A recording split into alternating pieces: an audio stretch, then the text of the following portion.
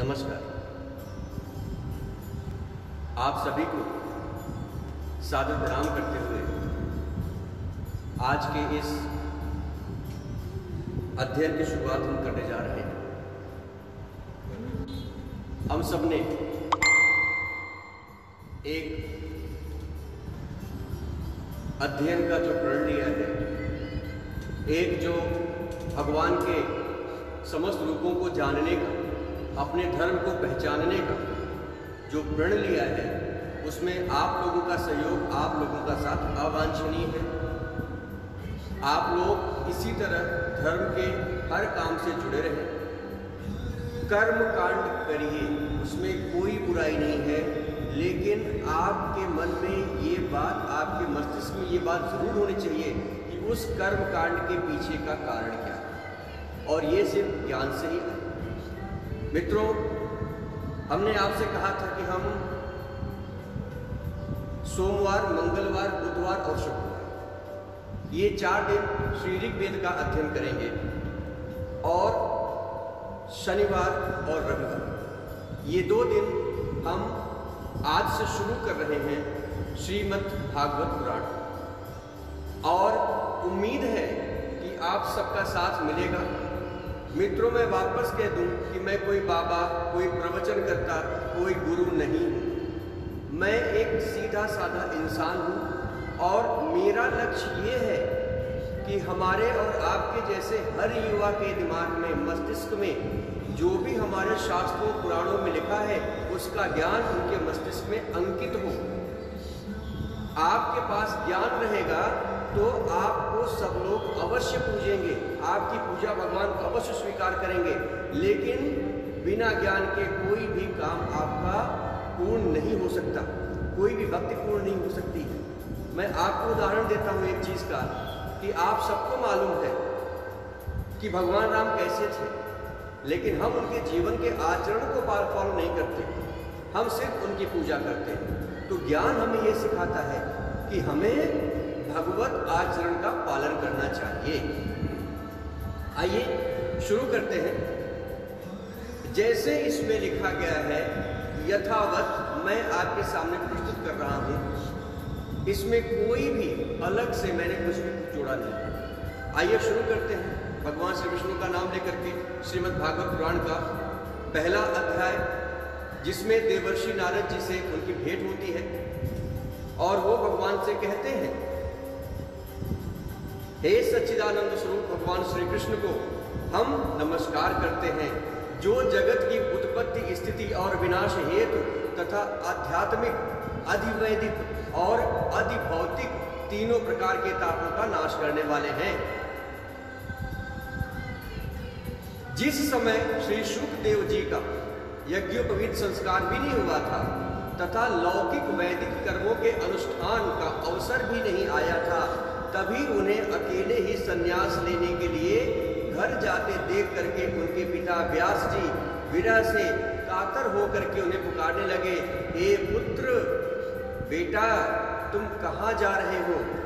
उस समय वृक्षों ने तन्मय होकर के कारण श्री सुखदेव जी की ओर से समस्त वृक्षों ने यह उत्तर दिया, हे सर्वभूत हृदय स्वरूप श्री सुखदेव मुनि को मैं नमस्कार करता हूं।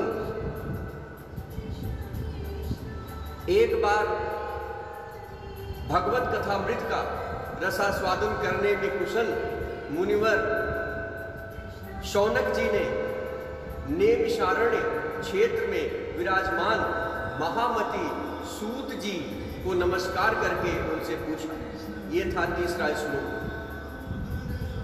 आगे चौथे श्लोक में कहा गया है, शौनक जी बोले, हे सूत जी, आपका ज्ञान अज्ञान अंधकार को नष्ट करने के लिए करोड़ों सूर्यों के समान है। आप हमारे कानों के लिए रसायन अमृत स्वरूप सारगर्भित कथा को वर्णित करें। आगे चौथे श्लोक में कहा गया है, भक्ति, ज्ञान और वैराग्य से प्राप्त होने वाले महान विवेक की वृद्धि किस प्रकार होती है, तथा वैष्णव लोग जिस तरह से इस माया मोह से अपना पीछा छुड़ा सकते हैं, हमें वो तरीका बताएं। इस घोर कलि कलिका काल में, यानी कलयुगी आप कह सकते हैं, इस घोर कलिका काल में जीव प्रायः आसुरी स्वभाव के हो गए हैं। ये हम आप सबको पता है। विविध क्लेशों आक्रांत में इन जीवों का शुद्ध यानी दैवी शक्ति संपन्न बनने का सर्वश्रेष्ठ उपाय बताने की कृपा करें। ये 6वां श्लोक था। आगे 7वें श्लोक में सूत जी ने कहा है, आप हमें कोई ऐसा शाश्वत साधन बताए जो सबसे अधिक कल्याणकारी तथा पवित्र करने वाला और समस्त प्राणियों को पवित्र करके तथा जो भगवान श्री कृष्ण की प्राप्ति करा दे, ऐसा मार्ग आप हमें बताएं। चिंतामणि, ये 7वां श्लोक था। 8वें श्लोक में कहा गया है, चिंतामणि केवल लौकिक सुख दे सकती है और कल्प वृक्ष अधिक से अधिक स्वर्गीय संपत्ति दे सकता है, परंतु गुरुदेव प्रसन्न होकर के भगवान का योगी दुर्लभ नित्य वैकुंठ धाम दे, ऐसा रास्ता हमें बताएं। आगे 9वें श्लोक में सूत जी कहते हैं, शौनक जी, तुम्हारे हृदय में भगवान का प्रेम है, इसलिए मैं विचार कर तुम्हें संपूर्ण सिद्धांतों का निष्कर्ष सुनाता हूं। जो जन्म मृत्यु के भय को नाश कर देता है, जो भक्ति के प्रवाह को बढ़ा देता है और भगवान श्री कृष्ण की प्रसन्नता और उसका प्रधान कारण बनता है, मैं तुम्हें वह साधन बताता हूं। उसे सावधान होकर के सुनो। आगे 11वें श्लोक में श्री सुखदेव जी ने कलयुग में जीवों के काल रूपी सर्प के मुख का ग्रास होने की त्रास का अत्यंतिक नाश करने के लिए श्रीमद् भागवत शास्त्र के प्रवचन की बात की है।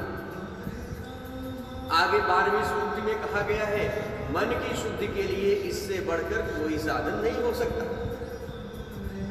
जब मनुष्य के जन्मांतर का पुण्य उदय होता है, तभी उसे इस भागवत शास्त्र की प्राप्ति होती है। जब सुखदेव जी राजा परीक्षित को ये कथा सुनाने के लिए सभा में विराजमान हुए, तब देवता लोग उनके पास अमृत का कलश लेकर के आए। देवता अपना अपना काम बनाने में बड़े कुशल होते हैं, अतः यहां भी सबने सुखदेव जी को नमस्कार करके कहा, आप यह अमृत लेकर के बदले में हमें कथा अमृत का दान दें। आगे 15वें श्लोक में कहा गया है, इस प्रकार परस्पर विनिमय यानी अदला बदली हो जाने पर राजा परीक्षित अमृत का पान करें और हम सब श्रीमद् भागवत रूप का अमृत पान करें। इस संसार में कहाँ कांच और कहाँ महामूल्य मणि और कहाँ सुधा और कहाँ कथा। सुखदेव जी ने कहा, सोचते हुए उस समय देवताओं की हंसी उड़ाई। 17वें श्लोक में कहा गया है, उन्हें भक्ति शून्य कथा का अनाधिकारी यानी उन्हें भक्ति शून्य जान करके कथा अमृत का दान नहीं किया। इस प्रकार श्रीमद् भागवत की कथा देवताओं के लिए भी दुर्लभ हो गई। आगे 18वें श्लोक में कहा गया है, मैं बता दूं आपको कि अभी हम श्रीमद् भागवत का पुराण कर रहे हैं, भागवत पुराण का अध्ययन कर रहे हैं और पहले अध्याय के 17 श्लोक हम लोग खत्म कर चुके हैं। आगे 18वें श्लोक की तरफ बढ़ते हैं, जिसमें कहा गया है, पूर्व काल में श्रीमद् भागवत के श्रवण से ही राजा परीक्षित की मुक्ति देख करके ब्रह्मा जी भी बड़े आश्चर्य में थे। उन्होंने सत्यलोक में तराजू बांधकर सब साधनों को तौला, अन्य सभी साधन तौलने में हल्के पड़ गए। अपने महत्व के कारण भगवान ही सबसे भारी रहे, अर्थात ये भागवत पुराण ही सबसे भारी रहा। यह देखकर सभी ऋषियों को बड़ा विस्मय हुआ। आगे 20वें श्लोक में कहा गया है, उन्होंने कलयुग में इस भगवत महापुराण शास्त्र के पढ़ने सुनने से तत्काल मोक्ष देने वाला निश्चय शास्त्र बताया है। आगे 21वें श्लोक में कहा गया है, सप्ताह विधि श्रवण करने पर निश्चय ही भक्ति प्रदान होती है। पूर्व काल में इसे दया परायण सनकादि देव ऋषियों ने नारद जी को सुनाया था। 22वें श्लोक में कहा गया है, यद्यप देवर्षि पहले ब्रह्मा जी के मुख से इसे श्रवण कर चुके थे, तथापि सप्ताह श्रवण की विधि तो उन्हें सनकादि देवों ने ही बताई थी। शौनक जी ने पूछा आगे 23वें श्लोक में, सांसारिक प्रश्न से मुक्त एवं विचारशील नारद जी सनकादिक के साथ संयोग कहाँ हुआ और विधि विधान से श्रवण करने में उनकी प्रीति कैसे पैदा हुई। आगे 24वें श्लोक में सूक्त जी बोलते हैं, अब मैं तुम्हें यह भक्तिपूर्वक कथा सुनाता हूं जो श्री सुखदेव जी ने मुझे अपना अनन्य शिष्य जान करके एकांत में सुनाया था। आगे 25वें श्लोक में कहा गया है, एक दिन विशालापुरी में चारों निर्मल ऋषि सत्संग के लिए आए थे। वहां उन्होंने नारद जी के दर्शन। आगे 26वें श्लोक में वर्णन है, सनकादि ने कहा, ब्राह्मण आपका मुख उदास क्यों हो रहा है? आप चिंतातुर कैसे हैं? इतनी जल्दी जल्दी आप कहां जा रहे हैं? और आपका आगमन कहां से हो रहा है? इस समय तो आप उस पुरुष के समान व्याकुल जान पड़ते हैं जिसका सारा का सारा धन लुट गया हो।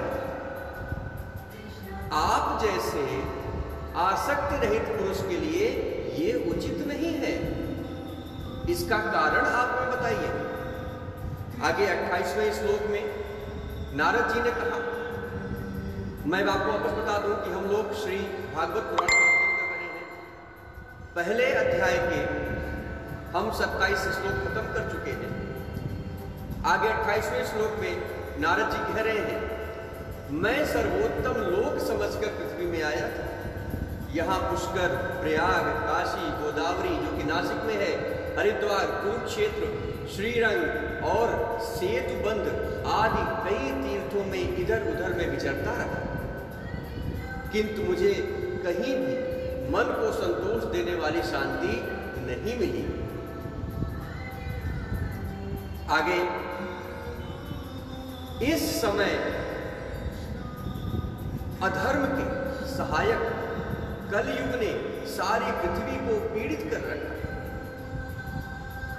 आगे 31वें श्लोक में कहा गया है, जब यहां सत्य, तप, बाहर भीतर की पवित्रता, दया, दान आदि कुछ भी नहीं है, बेचारे जीव केवल अपना पेट पालने में लगे हुए हैं। वे असत्यभाषी, आलसी, मंदबुद्धि, भाग्यहीन, उपद्रवग्रस्त हो गए हैं। जो साधु संत कहे जाते थे वे पूरे पाखंडी हो गए हैं। ये सत्यता तो आप सबको पता है। देखने में तो वे विरक्त हैं, किंतु स्त्री, धन आदि सभी का परिग्रह करने में लगे हुए हैं। घरों में स्त्रियों का राज्य है। एक चीज यहाँ पे भी वर्णित किया गया है, घरों में स्त्रियों के राज्य से मतलब ये नहीं होता कि आप स्त्रियों का सम्मान न करें। जब भगवान नारायण ने जन्म लिया था, साथ में नारायणी का भी जन्म हुआ था, तो स्त्रियों का सम्मान को कभी भी ठेस हमारे किसी पुराण में नहीं पहुंचाई गई है। उसको लोगों ने गलत तरीके से व्यक्त किया है। साले सलाहकार बने हुए हैं, यानी पत्नी का भाई। लोभ से लोग कन्या विक्रय करते हैं और स्त्री पुरुष में कलह मचा हुआ है। आगे 34वें श्लोक में कहा गया है, महात्माओं के आश्रम, तीर्थ और नदियों पर अधर्मियों का अधिकार हो गया है, यवनों का अधिकार हो गया है। उन दुष्टों ने बहुत से देवालय भी नष्ट कर दिए हैं। इस समय यहाँ न कोई योगी है, न कोई सिद्ध है, न ज्ञानी है और न ही कोई सत्कर्म करने वाला प्राणी। सारे साधन इस समय कलि रूप में जल कर भस्म होने वाले हैं। आगे 35वें श्लोक में कहा गया है, इस कलयुग में सभी देशवासी बाजारों में अन्न बेचने लगे हैं। ब्राह्मण लोग पैसा देकर वेद पढ़ाते हैं और स्त्रियां पैसा लेकर के अपने शरीर को बेच करके अपना निर्वाह करती हैं। इस तरह कलयुग दोष देखता और पृथ्वी पर विचरता हुआ, इस तरह कलयुग के समस्त दोषों को देखता हुआ और पृथ्वी पर विचरता हुआ मैं यमुना जी के तट पर पहुंचा, जहां भगवान श्री कृष्ण की अनेक लीलाएं हो चुकी हैं। 38वें श्लोक में कहा गया है, हे ऋषियों सुनिए, वहां मैंने एक बड़ा आश्चर्य देखा। वहां पे एक युवती स्त्री खिन्न मन से बैठी थी। 29वें श्लोक में आगे कहा, 39वें श्लोक में आगे कहा गया है, उसके पास दो वृद्ध पुरुष अचेत अवस्था में पड़े जोर जोर से सांस ले रहे थे। वह तरुणी उनकी सेवा करती हुई कभी उन्हें चेत कराने का प्रयत्न करती थी, कभी उनके आगे रोने लगती थी। आगे 40वें श्लोक में कहा गया है, वह अपने शरीर के रक्षक परमात्मा को दसों दिशाओं में ढूंढ रही थी। उसके चारों ओर सैकड़ों स्त्रियां उसके पंखा चल रही थी और बार बार समझाती जाती थी और बार बार उन्हें समझाती जाती थी। आगे 41वें श्लोक में कहा गया है, दूर से यह सब चरित्र देखकर मैं कौतूहलवश वहां पर चला गया। नारद जी का स्वभाव भी था ऐसा। मुझे देखकर वहां खड़ी युवतियां खड़ी हो गई। वहां पर जितनी भी औरतें अच्छी बैठी सब खड़ी हो गई। बड़ी व्याकुल होकर के मुझसे वो कहने लगी। एक युवती ने कहा, अजी महात्मा जी क्षण भर ठहर जाइए और मेरी चिंता को भी नष्ट कर दीजिए। आपका दर्शन तो संसार के सभी पापों को सर्वथा नष्ट कर देने वाला है। 43वें श्लोक में कहा गया है, आपके वचनों से मेरे दुख की भी बहुत कुछ शांति हो जाएगी। मनुष्य का जब बड़ा भाग्य होता है तभी तो आपके दर्शन होते हैं। नारद जी ने कहा, तब मैं उस स्त्री से पूछा कि हे देवी, तुम कौन हो? ये दोनों पुरुष तुम्हारे कौन हैं? ये दोनों पुरुष तुम्हारे किस रिश्ते में आते हैं? और तुम्हारे पास ये कमल नयनी देवियां कौन हैं? तुम हमें विस्तार से अपने दुख का कारण बताओ। आगे 45वें श्लोक में कहा गया है, उस युवती ने कहा, मेरा नाम भक्ति है। ये ज्ञान और वैराग्य नामक मेरे दो पुत्र हैं। समय के फेर से ये ऐसे जर्जर हो गए हैं प्रभु। 46वें श्लोक में आगे देवी ने कहा, ये देवियां गंगा आदि नदियां हैं। ये सब मेरी सेवा करने के लिए यहाँ पर आई हैं। इस प्रकार साक्षात देवियों के द्वारा सेवित होने पर भी मुझे सुख शांति की प्राप्ति नहीं हो रही। तपोधन 47वां श्लोक है, तपोधन अय ध्यान दे करके मेरे वृत्तांत को सुनिए। मेरी कथा वैसे तो प्रसिद्ध है, फिर भी उसे सुन करके आप मुझे शांति प्रदान करेंगे, ऐसी मुझे आपसे आकांक्षा है। आगे 48वें श्लोक में कहा गया है, मैं द्रविड़ देश में उत्पन्न हुई, कर्नाटक में बढ़ी, कहीं कहीं महाराष्ट्र में सम्मानित हुई, किंतु गुजरात में मुझको बुढ़ापे ने आकर के घेर लिया। 39वें श्लोक में 49वें श्लोक में कहा गया है, वहां घोर कलयुग के प्रभाव से पाखंडियों ने मुझे अंग भंग कर दिया है। चिरकाल तक यह अवस्था रहने के कारण मैं अपने पुत्रों के साथ दुर्बल और निस्तेज सी हो गई। अब जब से मैं वृंदावन आई, तब से पुनः परम सुंदरी स्वरूपवती नवयुवती होती जा रही है। आगे 91वें श्लोक में कहा गया है, किंतु सामने पड़े हुए ये मेरे दो पुत्र थके मांदे दुखी हो रहे हैं। अब मैं यह स्थान छोड़ करके अन्यत्र कहीं जाना चाहती हूं। ये दोनों बूढ़े हो गए हैं, इसी दुख से मैं भी दुखी हूं। मैं तरुणी क्यों और ये दोनों मेरे पुत्र बूढ़े कैसे हो सकते हैं? आगे 53 श्लोक में कहा गया है, हम तीनों साथ साथ रहने वाले हैं। फिर ये विपरीतता क्यों? होना तो ये चाहिए था कि मैं माता हूं इसलिए मैं पहले बूढ़ी हूं और ये पुत्र अभी भी तरुण रहते हैं। 54वें श्लोक में कहा गया है, इसी से मैं आश्चर्यचकित चित्त से अपनी इस अवस्था पर शोक करती रहती हूं। आप परम बुद्धिमान एवं योग निधि हैं, इसका क्या कारण हो सकता है, आप हमें बताने की कृपा करें। आगे 55 श्लोक में कहा गया है, नारद जी बोलते हैं, हे साध्वी, मैं अपने हृदय में ज्ञान दृष्टि से तुम्हारे पूर्ण दुख का कारण देखता हूं। तुम्हें विषाद नहीं करना चाहिए, श्री हरि तुम्हारा कल्याण करें। आगे 56वें श्लोक में सूत जी ने कहा, मुनिवर नारद जी ने एक क्षण में ही उसका कारण जान करके उनसे कहा। यह 57 श्लोक है। नारद जी ने कहा, हे देवी, सावधान होकर के मेरी बात सुनो। यह दारुण कलयुग है, इसी से इस समय सदाचार, योग मार्ग और तप आदि सभी विलुप्त हो गए हैं। 57वें श्लोक में लिखा गया है, लोग शठता और दुष्कर्म में लगकर अशासुर बन रहे हैं। संसार में जहां देखो वहीं सत्पुरुष दुख से ग्रसित हैं और दुष्ट लोग सुखी और संतुष्ट हो रहे हैं।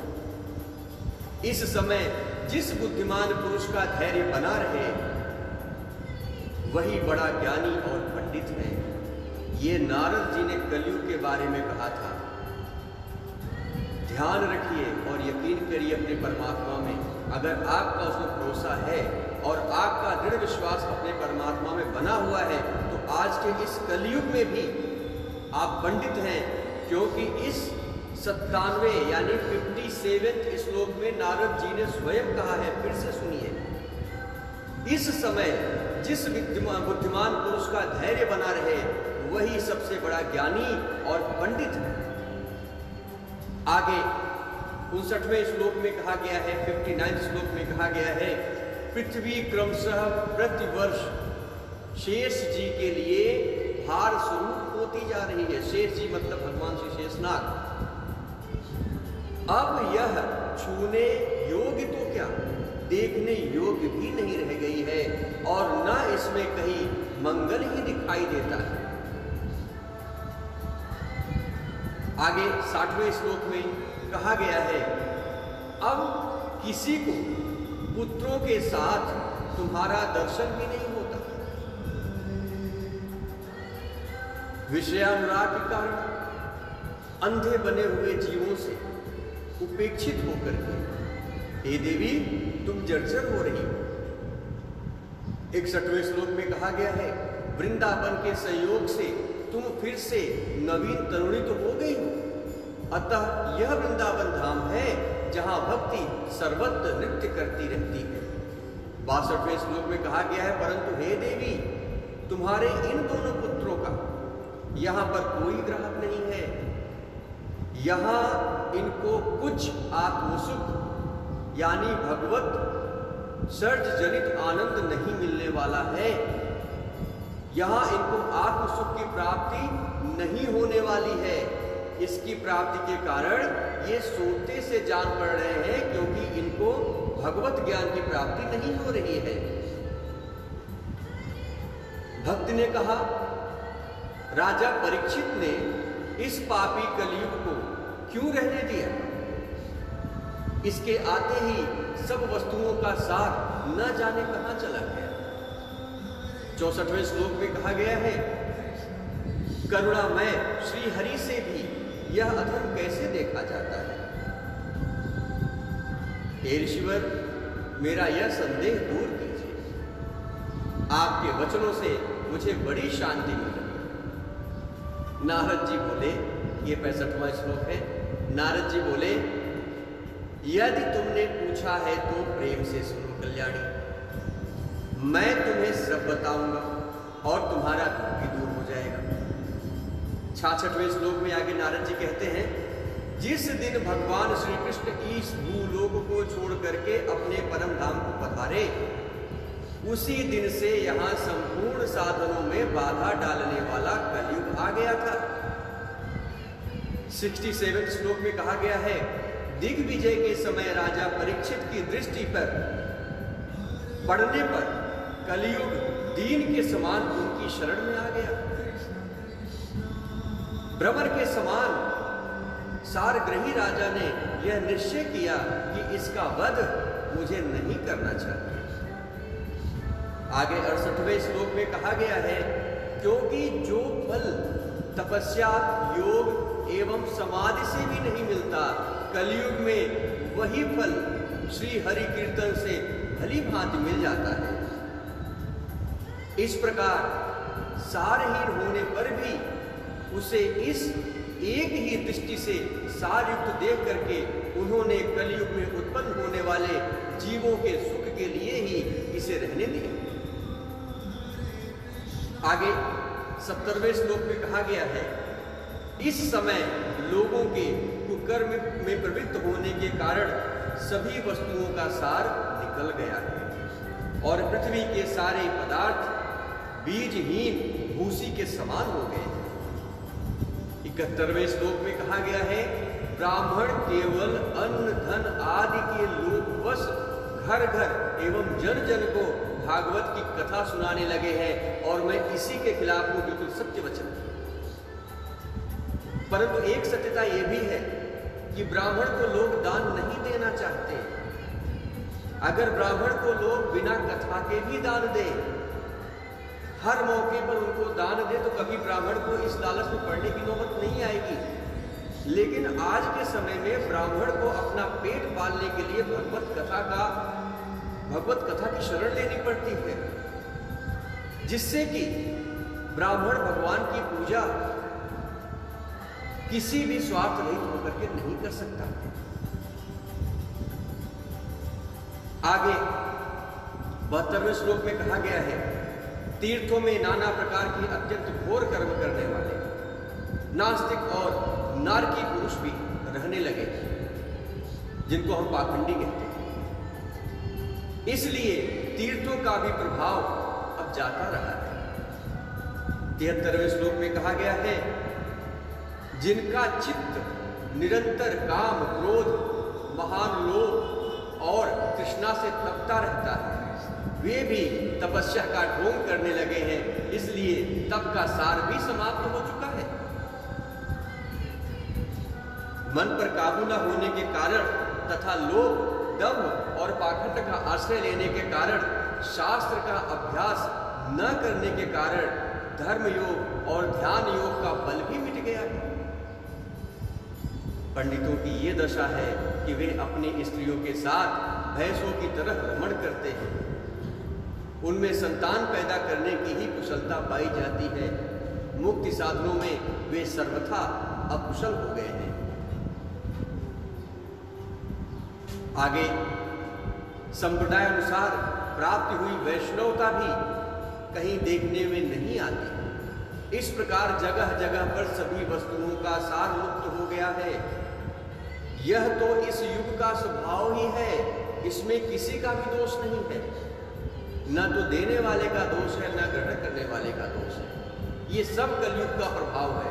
और एक बात आप और समझ लें कि हम आप तो कर्ता मात्र हैं, कराने वाले तो स्वयं नारायण ही हैं। अगर आपसे कुछ अच्छा कराना चाहते हैं तो आपके दिमाग को उसी तरह घुमाएंगे, और अगर आपसे कुछ बुरा कराना चाहते हैं तो आपकी समस्त प्रेरणाओं को रोकेंगे। इसलिए हर कर्ता को अपने कारक पर, अपने भगवान पर पूर्ण भरोसा रखना चाहिए और ये विश्वास होना चाहिए कि वो जो करेंगे वही सर्वोत्तम है। आगे 68वें श्लोक में कहा गया है, ये तो इस युग का ही स्वभाव है,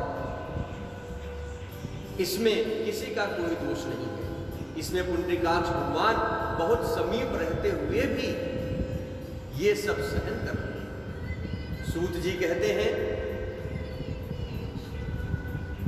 शौनक जी इस प्रकार देवर्षि नारद के वचन सुनकर भक्ति को बड़ा आश्चर्य हुआ। फिर उसने जो कुछ कहा वो आप सुनिए। भक्ति के इस वर्णन की हम कल विवेचना करेंगे, कल इसका अध्ययन करेंगे। आज समय यहीं पे समाप्त होता है। आज हमने 78 श्लोकों का अध्ययन कर लिया है मात्र एक दिन में। आप लोगों का जिस प्रकार से प्रेम और सहयोग है, अगर ये बना रहा तो यकीन करिए हमारे साथ साथ आप सबको भी हमारे सारे वेदों और शास्त्रों का ज्ञान हो जाएगा। मैं आपस से आपको याद दिला दूं कि सोमवार, मंगलवार, बुधवार, गुरुवार और शुक्रवार, सोमवार, मंगलवार, बुधवार, गुरुवार और शुक्रवार, ये 5 दिन हम श्री ऋग्वेद का अध्ययन करेंगे और शनिवार और रविवार को हम श्रीमद् भागवत पुराण का अध्ययन करेंगे। आज हमने भगवत पुराण का अध्ययन करते हुए 78 श्लोक खत्म कर दिए। अगले शनिवार को इसके आगे का हम अध्ययन शुरू करेंगे। कल इसी समय आपके साथ हम ऋग्वेद का अध्ययन शुरू करेंगे। तब तक के लिए आपसे हम विदा लेते हैं और हमारे साथ आप भी बोलिए जय राम जी।